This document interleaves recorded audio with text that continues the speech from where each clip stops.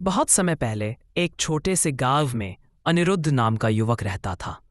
वह भक्ति करता था, लेकिन हमेशा सोचता था कि नवरात्रि में माँ दुर्गा को खुश करने का सही तरीका क्या है। नवरात्रि का पहला दिन आया। अनिरुद्ध ने मंदिर में बहुत सारे फूल चढ़ाए और ढेर सारा मिठाई चढ़ा दी, लेकिन मन में उसे संतोष नहीं हुआ। रात को उसे स्वप्न आया। माँ दुर्गा उसके सामने प्रकट हुई और बोली, पुत्र, भक्ति केवल भोग और फूलों से नहीं होती। अगर मुझे वास्तव में प्रसन्न करना चाहते हो तो 3 बातें याद रखो। अनिरुद्ध ने फोल्डेड हैंड्स से पूछा, माँ, वे 3 बातें क्या है? माँ बोली, 1. सच्चा मन, जब भी मेरा नाम लो मन को निर्मल रखो। झूठ, छल और क्रोध से दूर रहो। मेरे लिए एक सच्चा जय माता दी 1000 नारियल से बड़ा है। 2. सेवा, मेरी पूजा केवल दीप और धूप से नहीं बल्कि दूसरों की सेवा से होती है।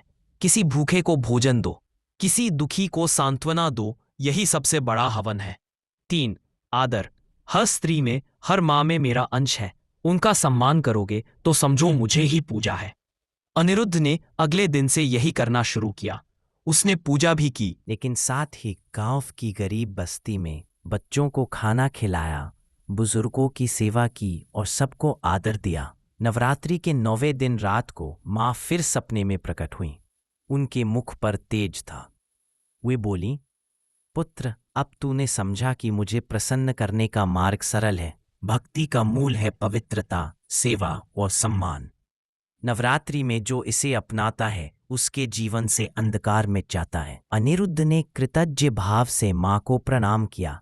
उसके बाद से गांव में नवरात्रि केवल पूजा और सजावट का पर्व नहीं रहा, बल्कि सेवा और प्रेम का उत्सव बन गया।